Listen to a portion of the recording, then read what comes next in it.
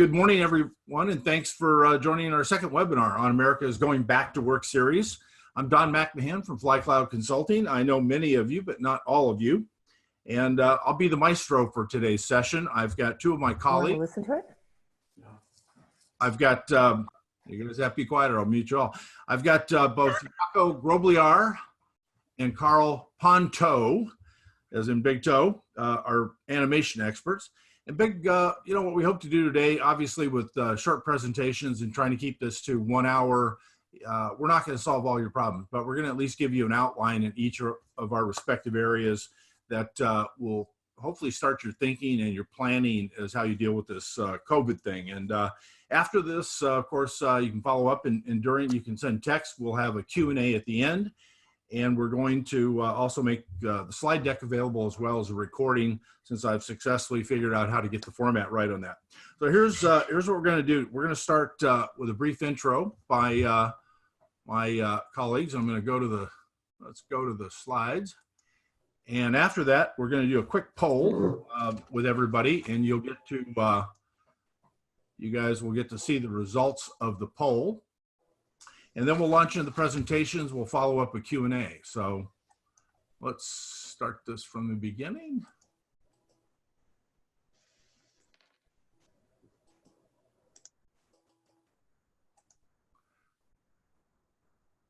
Sometimes it takes it a minute. There we go.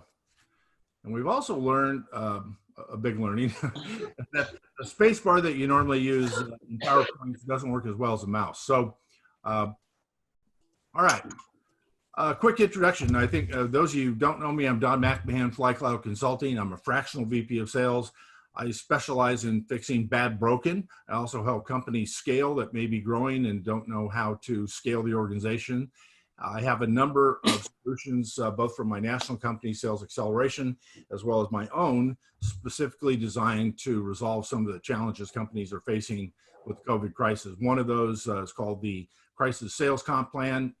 Top of the list for me in sales, keeping people on board, but adjusting comp plans for the reality of where revenue is. And I'm actually doing a workshop on that coming up on June 11th. And I think there's information that will come out in the follow-up email. And again, I work across all kinds of industries, high tech, low tech, no tech, it really doesn't matter. The issues are all the same. Don McMahan, FlyCloud Consulting, introduce you to Jaco.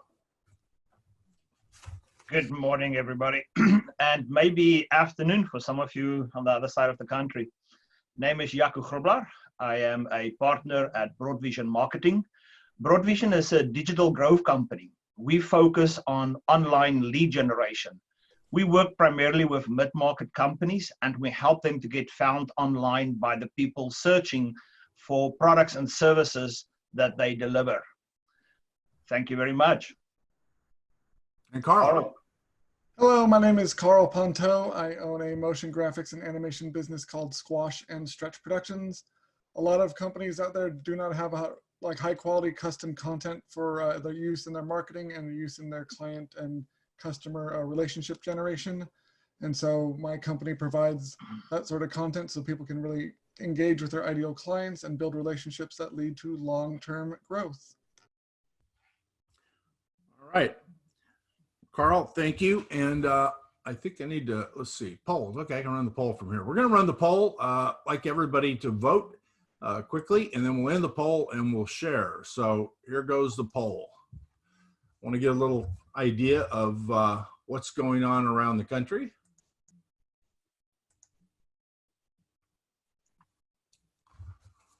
Everybody's seeing the poll, hopefully.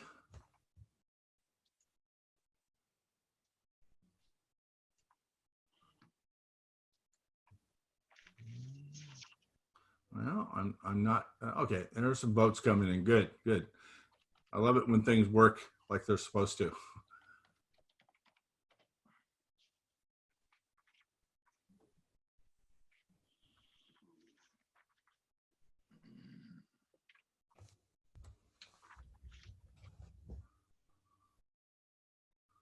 Six of, so far 28%. I think we're gonna move up.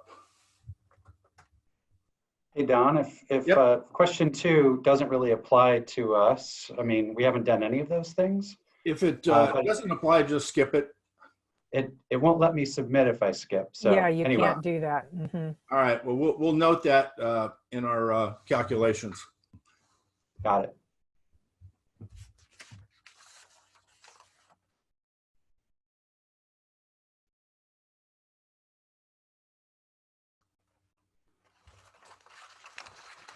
All right. Come on. Some of you haven't voted yet. Oh, they're coming in. I guess people are thinking hard about these answers. It'll be interesting. We had one from the last session as well. And maybe we'll put the two of them together when we send this out. You can get a comparison. That was only 3 weeks ago.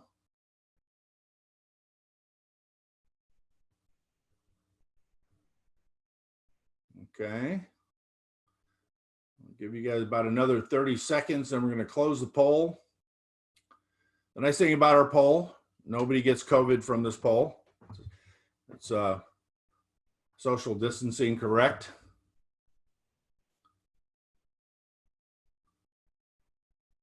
All right, count down 15 seconds to end the polls.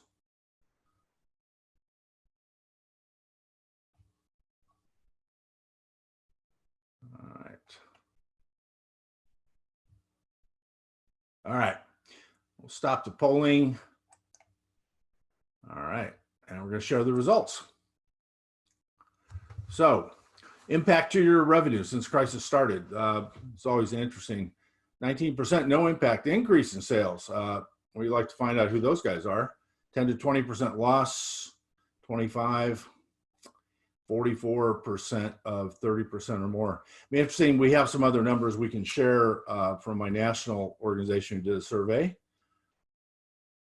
What have people had to do about this? So cut hours, 56%. Good to see not so many have laid off, but reduce hours. And the big one, when does everyone expect business to noticeably improve? Huh. Well, a little optimism here in our group. 56% thinks by the end of July. Do you have a recovery plan? Okay.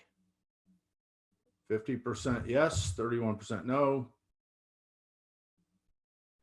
Good. I think it's interesting on one of the other studies, how many companies in our national studies, like 14% of the companies didn't plan to have a plan. So I'm thinking, what are you guys thinking? Okay. Well, as my good friend Rusty James would say, thanks again to all y'all for being here today. And we're going to, as Chris Coleman says, let's get after it. I'm going to start with the sales presentation. Again, we'll go be sales, be followed by creative communications with Carl. Up third will be Yako, and then we'll get to the Q&A.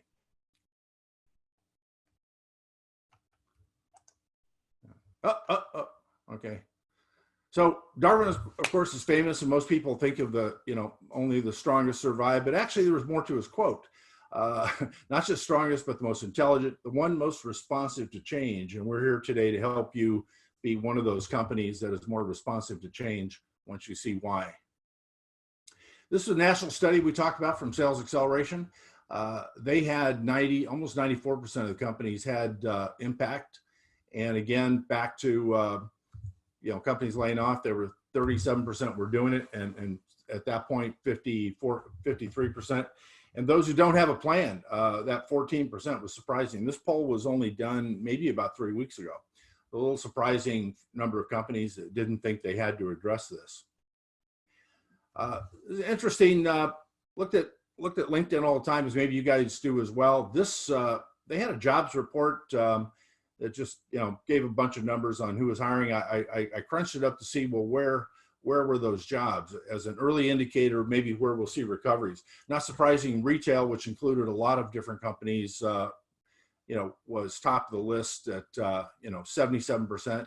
But I was happy to see B2B technology was number 2 at 11, and then distribution, healthcare. And I guess I'm surprised healthcare wasn't a bigger number, finance, insurance, other. But I think encouraging, this is one report, a snapshot from actually early this week.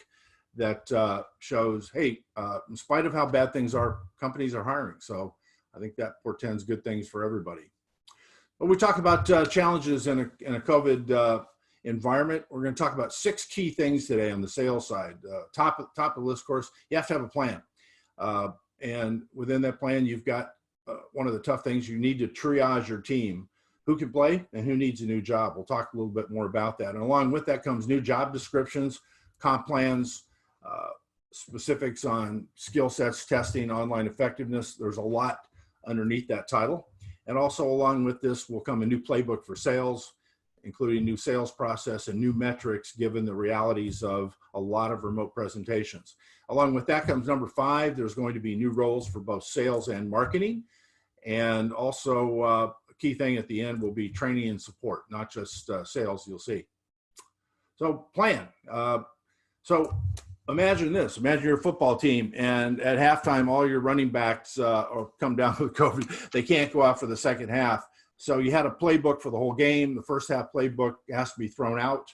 And now you're going out for the second half and you've only got a passing game and the other team knows you only have a passing game. This is very similar to the environment we're in. Things have changed dramatically. One of the things that has been a common theme among the groups I've gone to, and I belong to a lot of networking groups, we get a big picture, 50,000 foot view. It's pretty consistent is that you know, you're going to have a lot of people that need to change jobs and roles. So it's a big change and how companies deal with it. And those that have a plan have a better chance, of course, surviving. This is a snapshot of a workshop we do at Sales Acceleration. This is part of our recovery sales plan to give you an idea of how we model this. And in the workshop, which is, it's a 2-week workshop of X number of days, but you look at the impact, you go to the top of the chart, you know, more impact, and then again down at the bottom, the timeline, how long is it going to last, and the kind of changes you have to make. So of course, the bigger the changes, the bigger shifts you have to make, and again, the longer the time is, again, is going to impact that. So you've got to, in your planning, and what we do in the workshop, we actually model 3 different scenarios, kind of good, better, best, or worse, better, best, and basically build contingency plans around that. So companies that are thinking ahead that want to win are going to build these plans, they're going to model it and look at the various scenarios that they have before they find themselves in, you know, model B. And it's a lot more effective if you can plan ahead of time than trying to deal with it at the time, right? So planning is key, not just sales, but the whole company. So back to the tough one, triage the team. Who's going to be effective in the new normal? Who's not? Let's face it, you have some salespeople that really, you're probably pretty media savvy. They do great presentations. Then you have people that are more old school. And to that point, it's tough. You're going to have old Joe, who's been a great guy. He's been with you for years. But if you can't turn the corner and give the kind of presentation, spend the kind of remote time and be effective, you're going to have to make some changes. How do you assess a team? You know, we start with the basics. We still use a variety of tools. At Sales Acceleration, we use some product by Wiley. They've been providing research for about 200 years. I was amazed to find that. DISC is out there. There's a number of assessments, but the key things start with the assessment on the whole team as a baseline. From that, you build on that to do other things to see how effective they are online. Role-playing sessions, and again, some company, my son's company is doing this. In fact, they're doing contests every week with groups of the sales reps, and they're being scored. And the winner of the week, the winner gets Cadillac. Second place gets a set of steak knives. So the winner gets a spiff. I think $400 every week they give to somebody, rewarding them for being the most effective presenter. But role-playing sessions and scoring, ranking the team. And at that point, management has to get together and say, look, revenue's down 30%. You guys saw the numbers. We can't afford the same headcount we had before. So that's where you have to start making choices. And ideally, if you have some of those people, maybe you can repurpose them to other roles in the company. That's great. It's not always possible. And in that case, some of my HR friends say, you'll have to help them be successful elsewhere. You're going to look at social media savvy. That's important. And it's surprising there's not more tools. I built my own tool as part of my sales rep evaluation, kind of my sneaky VP stuff I do where I score people. I've built a matrix, and it's pretty darn accurate. When I run the numbers on teams and rank them on this LinkedIn survey, it compares really, really close to how they're ranking in sales standings in the company. There's another company, and there's at least one other company. It's a free survey. The problem with this, the other one, I can't do it on reps. I have to get them to take it and send me a screenshot. That's why I built my own. But it's actually called, I think that was called the Social Selling Index, and they look at a lot of other stuff. Compared that one and my model are very similar. But the key thing is you want to rank people on their social media skills, because that's going to be important. And then again, you're in survival mode. You've got to make your decisions quickly. You don't have time to bring your C players up to A players. I didn't believe that for many years. I was a young sales manager, thought I could, solve any problem. I used to hire people and think, yeah, I can bring them up there. But after I empirically proved it to myself over a number of hires, I finally said, no, you can't. And I changed my hiring and my strategy, which made me a much more successful sales manager. And I stopped hiring people down below that 50% mark. I started saying, okay, I can take C plus or B minus players and bring them up, but I know better. I cannot bring them that far. So you have to understand the reality. Training can only do so much. So along with that, new job descriptions and comp plans have to come out of this new planning process. Again, with revenue off dramatically, what do? You clearly, you got to do something. You've got to change what the metrics on what they do.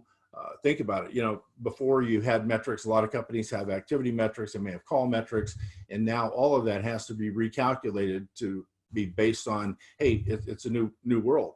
They may cover more real estate. You think about it, they've lost all that commute time, which is a good thing, which means there should be more time available to talk to customers. And the other interesting thing, again, talking to my son about, decision makers are not on vacation. It's time. You're going to find, other than the guys like Jack who are out playing golf, you're going to find them in the office more often. And so the opportunity is there for those who know how to leverage the platform, is that they should be able to have more meaningful conversations. But you've got to redo all the metrics, and along with that, you're going to have to start looking at, you'll have to be adjusting your CRM. So when you get the right people, the right skill sets, focused on right opportunities, motivated, of course, with the right comp plan, you get sales effectiveness, and then you get the results popping out the other side. So all of these wheels need to mesh, and they really have to be rebuilt from what you're doing before. We're no longer in a 2019 world, and we're not going back there. I mean, that's also pretty common agreement among everyone. It's never going to be just like it was. So as much as we don't like that, we have to deal with it. All right, move this way. Okay, so along with that comes a new sales process. Clearly, the old sales process no longer works. You've got to document every step of the sales process. Your first sales process won't be your last. The thing will be probably, you'll try something for a couple of weeks, you'll measure it, you'll tune it, you'll change it again, and you'll build a new playbook for sales that include all of the metrics and all the things that are important. And the marketing team, management team have gotten together and say, hey, this is what's working for us now in this environment. And you're going to, at the end of this, after you've tried a number of different scenarios, you're going to come up with what will be probably your longer term plan. Now, hopefully, when I talk about some of these changes, just like we're going through phase 1, phase 2, you're going to get back to somewhat of a normal cadence later on, but I think indications are it's probably next summer. And in between now and then, you're going to be operating under radically different rules than you did before. There's going to be face-to-face selling. There's some of that going on now. One of the clients I had, they call on dealers and they rely on face-to-face. The company, of course, being aware of the liability, they can't tell the reps, hey, before the metric was, we want you guys making this many dealer calls a week. And now they can't do that because if the guy gets COVID because you told him to go out there, then it's big liability for the company. One of the attorneys in a call I was in yesterday said, I think CDC guidelines assumes that if someone catches COVID, they caught it at work. So there's a lot of changes around labor law. but it really kind of points to, they're going to assume they got it at work. So not great as employers. So you really have to be careful in what you direct people to do, that you don't put them at risk. So new roles for both sales and marketing. Marketing gets a promotion in this new normal. I think, and they're all happy about that, especially my two colleagues today. Marketing becomes more important. The quality of your messaging, your branding, your online presence. Get off there. Let me shut that off. Okay. So all of that, if you can imagine, it's like all of your salespeople are television stars. Everybody's on screen all the time, and so the presentation, the quality, the sound, the lighting, and everything behind it, and the messaging, the consistency, you want it to be as good as it can be. So that's where marketing is going to be a big help. Best practices. And we don't have the budget today. For example, when you do group meetings, there should be somebody behind the curtain running those big meetings. You'll probably have new roles in a company where that person is there making sure everything works, turning this and that thing off, and it's helpful to have that. I've been in meetings, our provisors group does that. So depends on how many presentations, how many big group meetings you're having. It may take multiple people that will be that support person. You may decide that you've got some people really good with Zoom, and maybe you'll be able to have just outside people that just do outside. And again, with fewer outside calls, that person, maybe they cover California, maybe they're going to cover the Western region, and all they do is the outside stuff because they're really good at it. So it depends on your company. It depends on who you're selling to. But again, you're basically looking at a white sheet of paper deciding how you're going to do this. And it's going to be different. Key to this, making all this work, once you've done all that, training for the A players, again, not to be confused with trying to bring the C players up, but you're going to have new tools. You're going to have new best practices. You're going to want to make sure the team is sharp. You're going to have a lot of training, make sure everybody knows how to use any new tools you bring along. IT support becomes really important. We're going to have IT on our next webinar coming up on the 18th of June, because it gets really important that you can have 100 people working, doing group meetings. Think about bandwidth, security issues, and all of that. And the last thing you want, guys, they're out there trying to do the presentations, they get the choppy video or they're losing connectivity. You can't do that. Best practices, the companies that are going to win are going to be the companies that, as we always say, look bigger than you are, but you want to be spot on with all of that. So support's really important. Along with that, you're going to budget for more IT, you're going to budget for more marketing. Probably some of those funds are going to come from sales. You won't have as many salespeople probably as you had before, shifting some of those funds into other areas that have now become more strategic.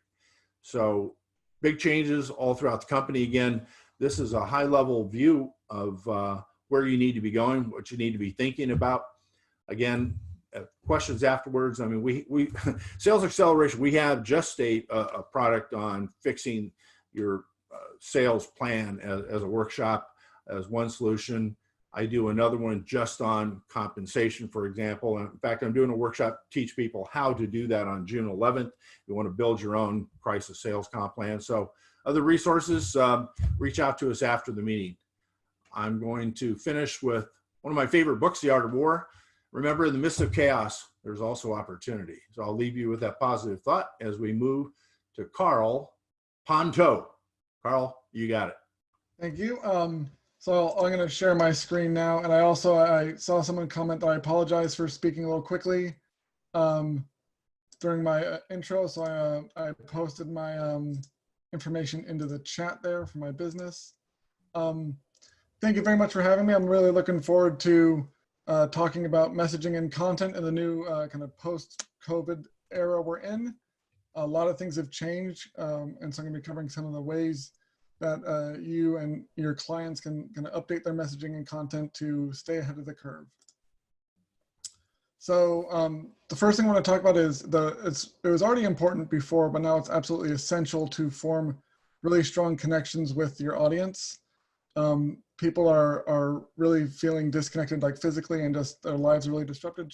So a great message to convey, instead of trying to sell right now, is really to share like why your business exists, what your values are, and what you're doing to actually help people in your community, help your clients, help your employees to to navigate these difficult times, having a lot of empathy and really showing that you understand where your clients are, and then meeting them there and showing them how you can how you're there to support them is really important.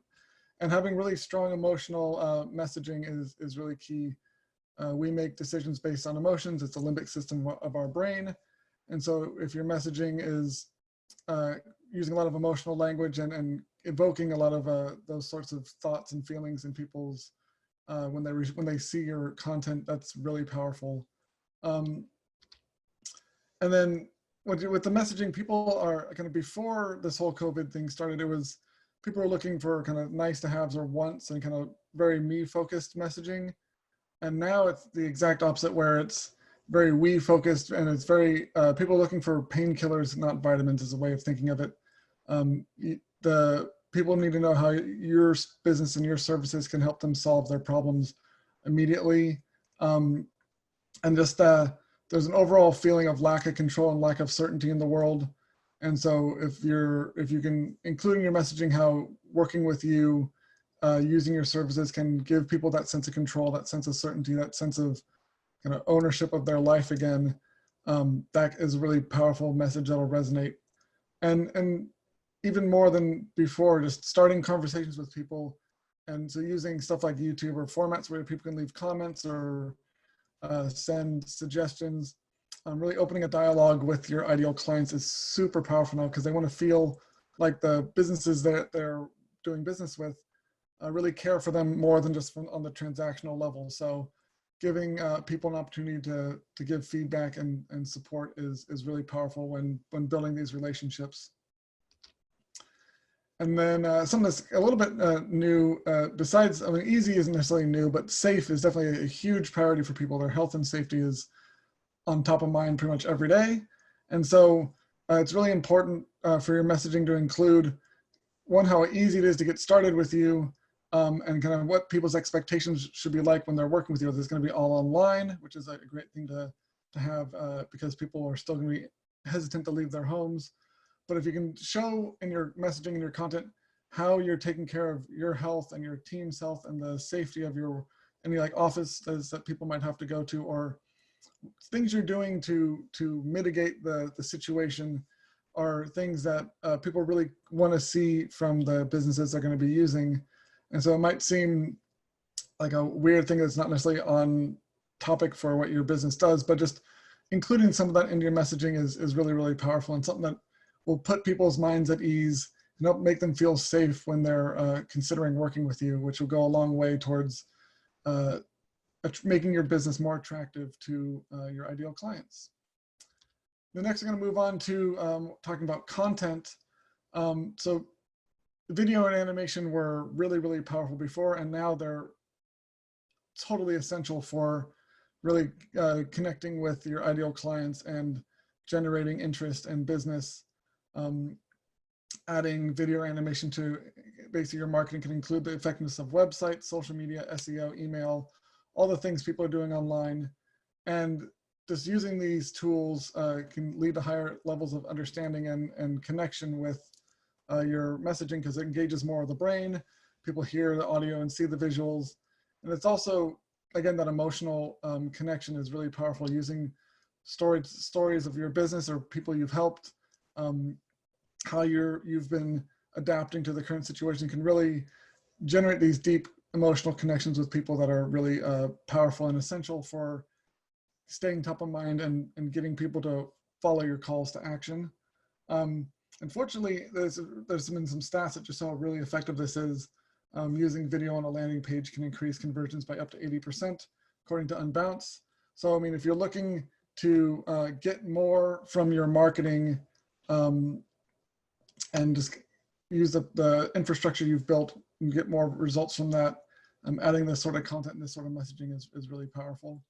Then so from some notes on video, even though it's still difficult to get a professional crew out to come film, and with the distancing and stuff, there's still a lot of great opportunities for using video in your messaging, in your marketing right now, especially because it's not as, the focus isn't on transactional stuff as much as it's sharing company culture. So even if your team's working remotely, having people do like selfie videos and talking about the sort of messages we've been talking about, what you guys are doing to stay healthy and safe and take care of people.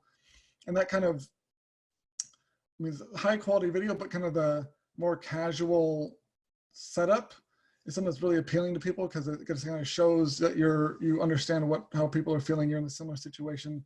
Really builds that level of trust and connection. You want to kind of avoid talking head videos. After a few like minutes or so, it gets really boring just to see someone talking at the screen for a long time without any other visuals to support them.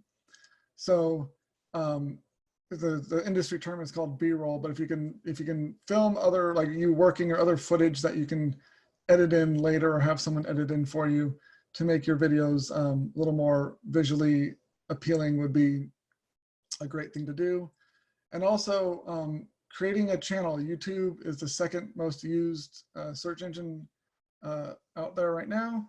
And so it's not enough to just post one video and get really any results, but if you can create a channel and be posting regularly with a lot of content that people come to expect and can turn to when they have answers or need help with whatever your business does, that can be a great way of kind of building that brand presence and the kind of the subject matter expert status online, and kind of offer some free help to people that'll build that connection and kind of the idea that people want to reciprocate and use you more because you've given them some help in the first place. So video is really great for those sorts of things.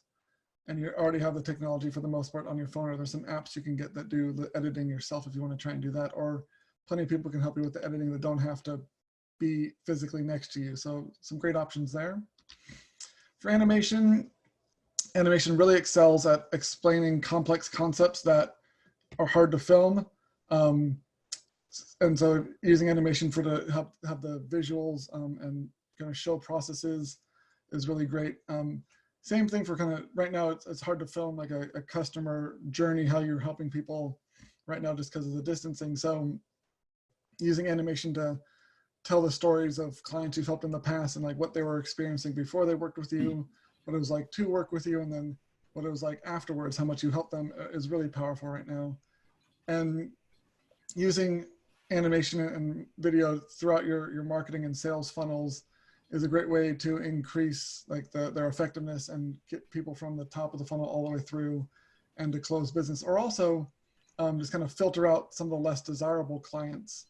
If you have the right sort of messaging and stories, they'll resonate with people that you didn't like to work with, and they won't resonate and might actually repel people that would be your less than desirable clients. So incorporating this sort of content into your marketing efforts is a great way to get more of your ideal clients and less of the ones you'd rather not have to deal with.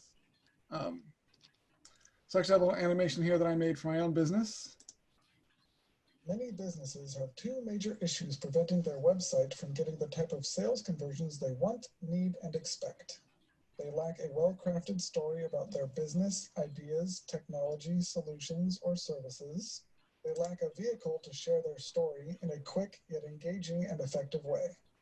Even if a business has crafted their story, many times it hasn't been updated in quite a while, or is about a product or concept that isn't easy to film. That's where we come in. Squash and Stretch Productions creates custom, high-quality motion graphics and animated content for websites, presentations, events, Facebook and social media advertising, and more.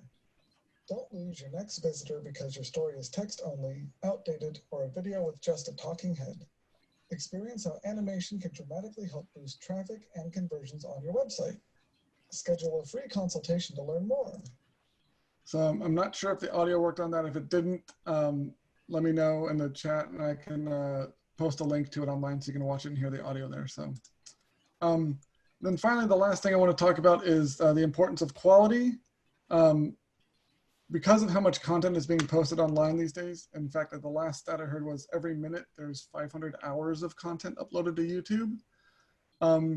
That just posting anything of any quality isn't good enough anymore.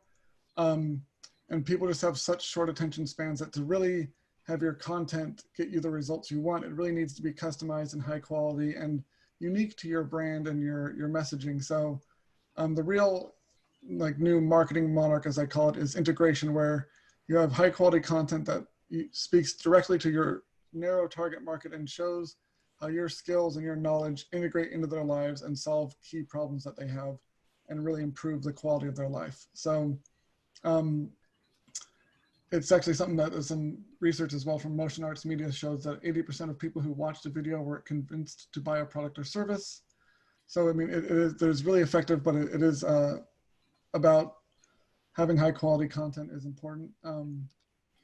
It's really worth the investment to invest up front for this sort of content.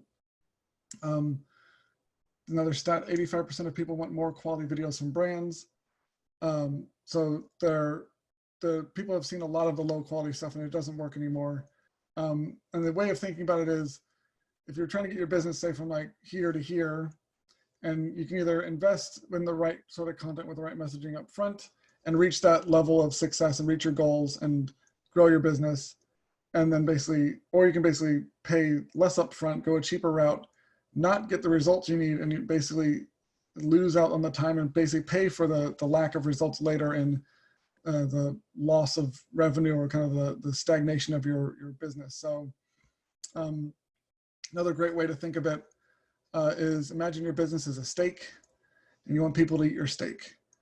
So you can either present it to them on a nice plate in a restaurant with sides, or on a trash can lid in an alley. It's the same steak, but no one's eating off the trash can lid.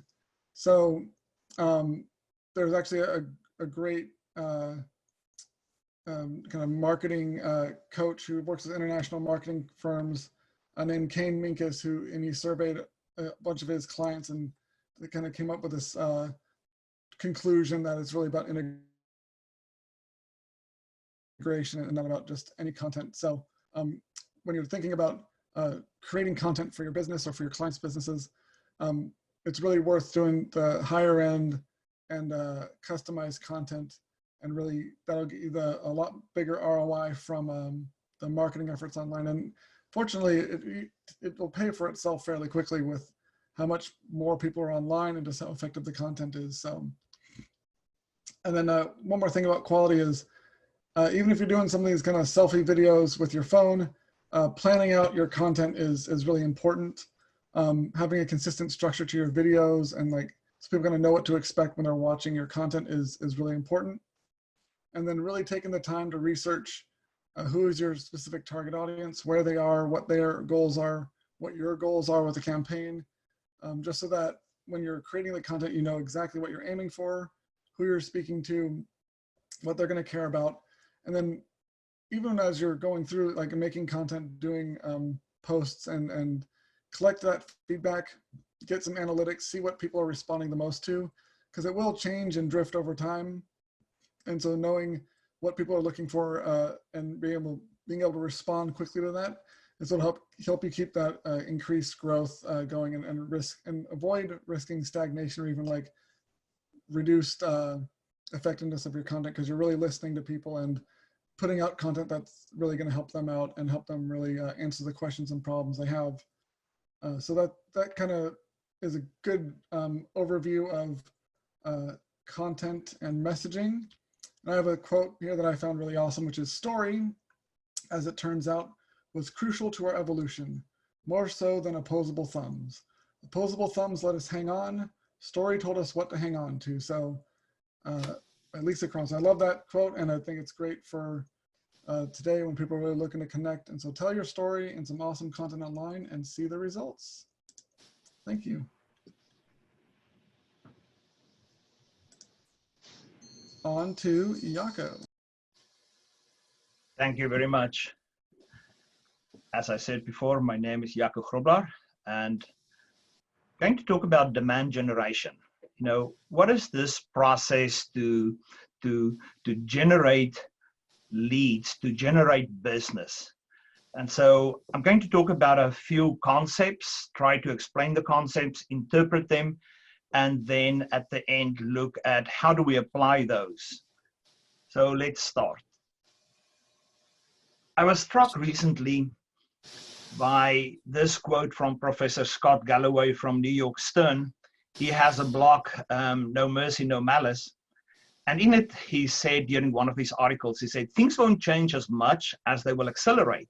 While other crises reshape the future, COVID-19 is just making the future happen faster. I think that for me is in essence what is happening a lot at this stage. It's not so much that things are changing, it's that the future is happening faster. And because of Zoom, I had the opportunity to listen to a few presentations by economists. And there were always things that they said, you know, sort of like in a summary, here are things that they see for the future. And they all have these three in common. It's telecommuting. In the future, there's going to be a lot of telecommuting. Companies are adopting technology as fast as possible. And then the last one, very specifically applied to today in this presentation, is that the way we purchase has changed. Just think of us, you know, sitting here and having a webinar on Zoom. Have you ever thought recently of doing this so much? No, you know, yes, we went to webinars, but have we ever been to webinars in this amount? Never. So I think it's very important to take into consideration that the way we purchase have changed forever. And when we think about that, think of online search visibility. At this stage, before COVID-19, there were on average about 5.5 billion searches on Google every day. That's a massive amount of search. And the question, so, is not whether prospects are searching for you. We know they are. The real question is, do prospects find you when they search? So if you think of your company and you think of your products and your services, the question then is, do prospects, when they search online, do they find what I sell? Do they find my products? Do they find my services? Do they find the content that I have available online? That leads us to another aspect to consider.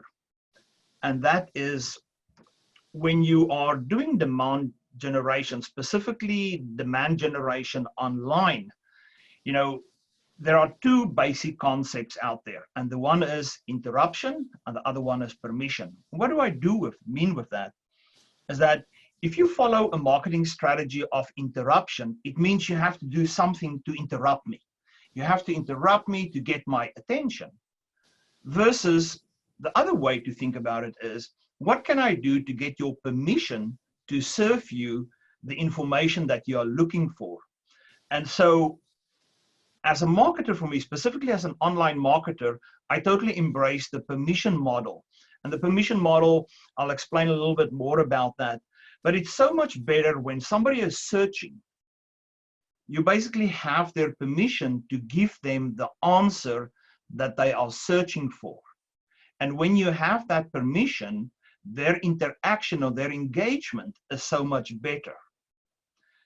Therefore, the conversion ratio on a permission model is so much higher. Now, what I specifically practice is inbound marketing. And inbound marketing as a methodology is absolutely based on permission-based marketing. It is people are searching for online, they are searching for quality content. They are looking for answers to questions that they have. They may have an issue, they may have an opportunity, and they want to know how do they capitalize on that opportunity. So what they do nowadays, they go online and they search. So inbound is then, how do we not only attract the people that are searching, but also how do we engage with them? Because if they don't engage with your content or with your website, where are they? Yes, they are doing business with your competitors. Okay, I want to take a step back and look at the sales funnel. We all know the sales funnel. Now, so specifically, how we look at a sales funnel, we call it TOFU, MOFU, and BOFU. And TOFU, top of the funnel, MOFU, middle of the funnel, BOFU, bottom of the funnel. And this, please remember those concepts that will be in the examination afterwards in the questionnaire. So TOFU, top of the funnel, is where people are searching because they have a problem, they have an issue. So they're trying to learn more about it. They are educating themselves about this issue that they have. When they know more and when they understand their problem and they have a good idea of what is happening, they take the next step, and that is to look at what are the solutions that are available out there. So in that step, they're looking at their buying criteria. Are they buying big? Are they buying small? Are they buying local? Are they buying regional? Or do they buy national? So very much that is the buying criteria area. And obviously, bottom of the funnel is where they're buying. So when you look at this, think of your website. Think of the content that you have on your website. Is it educational content? Is it content helping them to make up their buying criteria or to influence their buying criteria?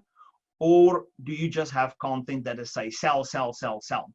How many times have you visited a website and all you see on the bottom is buy now?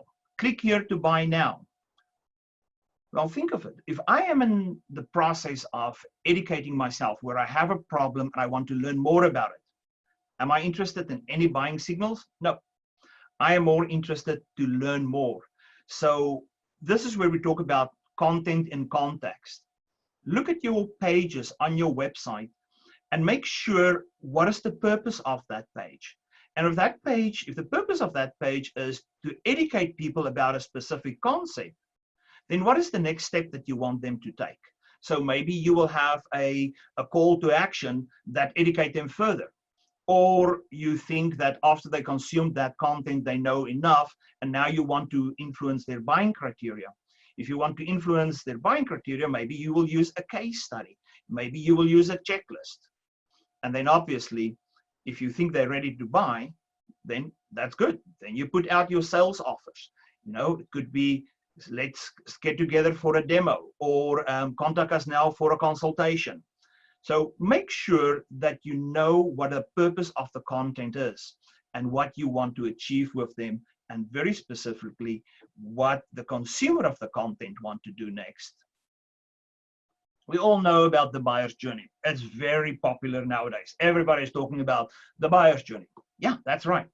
Every buyer has a journey that they go through, and it's a very simple journey. It starts with awareness. If you think back on the sales funnel, they become aware that they have a problem. Then they are considering solutions, and then they make a decision. But how does that relate back to the inbound marketing methodology? And you'll see two basically paths there. One, we attract, we convert, we close, and we delight. So yes, before we can get a client, what do we have to do? We first have to attract them. So the question is, how do we attract, and who do we attract? How do we convert them? How do we close them? And then most importantly, how do we delight them? Because if you don't delight your customers, you do not maintain them, and they do not refer people to you. So that means you have to keep on recruiting new people the whole time. So we want to take strangers, change them into visitors, visitors into leads, leads into customers, and then customers into promoters of your sales. Okay. It was said earlier that content is no longer king. I sort of want to agree and disagree to a certain extent, because we always need content. And for that reason, content is king. The difference is bad content. Do not think people are going to interact with you when you've got just mediocre or bad content. You have to have valuable content. And when you've got valuable content, content is king. But in today's time, generating content is not the problem anymore. It is the distribution. It's to know where to place this content so that your prospects can find your content. So as this quote is, content is king, distribution is queen, and she wears the pants. it's all about distribution. When I started in inbound marketing 7, 8 years ago, it was all about content and how important it was. And there was little attention to distribution because there were not so much content, as Carl mentioned earlier. There's a massive explosion of content. So you've got to make sure that the content that you develop is really valuable content and will absolutely answer the question that people have. Okay. And I wanted to share with you this formula. When you think about online marketing, just by chance, this is the only formula I've ever developed in my life. But this formula is, if you have content that entertain and educate people, you will get them to engage with you. And when they engage, you will earn. But if you can't get people to engage with you, then you do not have valuable content. So think of your content. What is the design behind it? What is the answers that you're generating for people? How are you going to engage them? What are the call to actions that you make available for them? Slides a little bit slow, but I want to leave you with this. Digital marketing is not an art of selling a product. It's an art of making people buy the product that you sell. Thank you very much, and back to you, Mr. Don.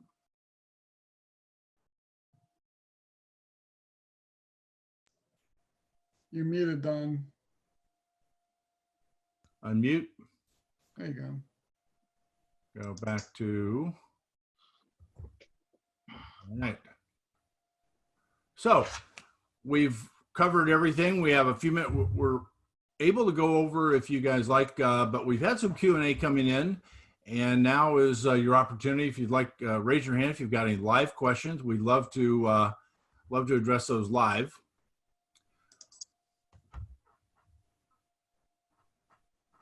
I'm looking for raised hands here. Unmute.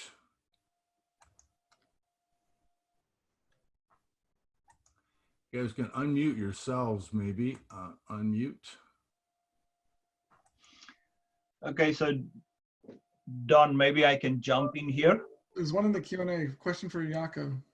How often should people review their web content, and do we help with that review process? You know, I actually had a slide and it had disappeared to make everybody on this webinar an offer. Everybody understand the term complimentary or free. So I'm not trying to sell to you, but if you're interested to audit your online visibility, contact me and I will help you and I'll do an audit for you of your online visibility. I will give you an interpretation for you, and then just shortly give you an action plan, what you can do yourself to increase your online visibility. But back to the question, how often should people review their web content? Creating new content depends on your competition. If your competition is writing 8 blogs per month, then you should do more. So you have to evaluate what your competition is doing. You do not function in isolation. So if your competition is doing a certain amount of web content or developing a certain amount of web content, you should do the same. I have a question here from Bell Walker. Is there a particular ratio of filmed at home live content to animation you'd recommend? Is there a particular formula, or is that something companies need to approach by feel? Yeah, it really depends on your business and what you're trying to communicate and who your target audience is. So there's no real cookie cutter, one size fits all type of approach. Really, so I think you might probably have a mixture of both, and just pick which format works best for the message you have. But something that kind of could be gone over in like a discovery meeting with your team and really planning out what you're trying to accomplish and who you're trying to communicate with. Any other questions?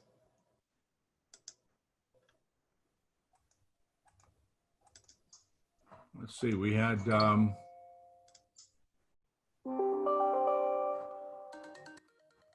I don't see any raised hands. If There's another question for Jaco. Are you finding many businesses that understand the inbound marketing? From Susan. Susan, great question. Inbound marketing is sometimes a difficult concept to put your arms around it. But when people understand it and when they get the concept, they get very passionate about it. This may be a good way to say it, because it's such a natural process. Yeah, totally. That's why it's there. Matthew, did you have a question? Matt, I think actually Ralph had Ralph Sklar had a question earlier.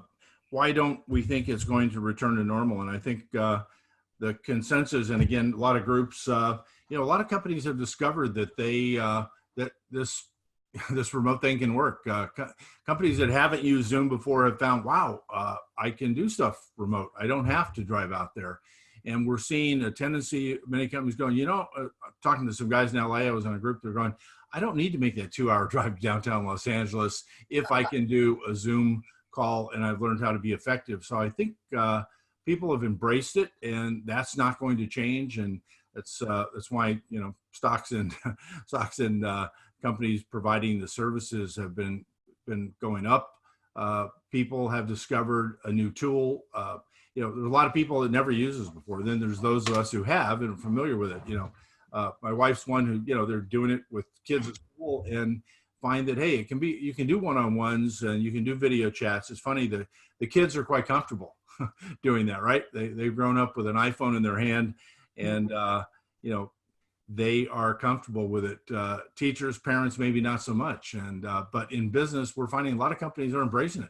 Why commute if I don't have to? So I think that's going to be an ongoing trend, even if business were to get back to somewhere close to, what it was before. But we think that's going to take a long time. In spite of some of the political talk coming out, it's not going to be the same.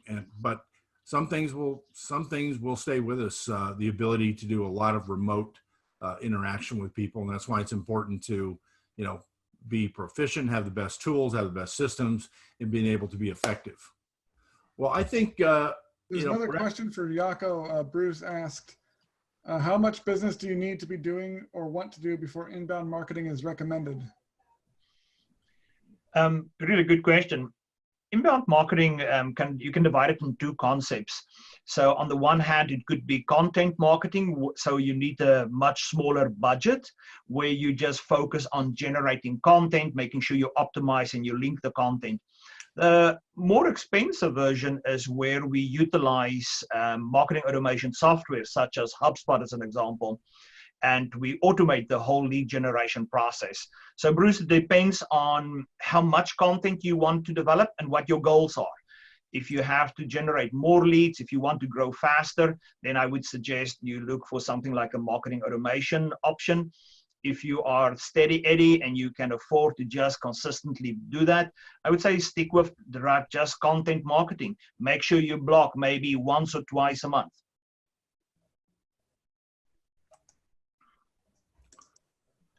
Well, any other question? We're going to wrap it up. Really appreciate everybody joining today. Again, you're welcome to follow up with email questions. And again, all of us will be, available at the end. We've got our, our contact information is there. I shared with you guys one of the, a couple of the upcoming events. Again, we've got another America Going Back to Work webinar coming up on the 18th, and I've got the workshop for those who want to figure out how to build their own crisis sales comp plan coming up on June 11th. So thanks again for joining, and we look forward. There will be a survey coming out after this, and we want you to tell us what you really think. We're trying to get better as we go, all part of our own skill set in being effective communicators in this new online media. So thanks again, and hope everyone has a great day. Take care. Thank you, everyone. Thank you.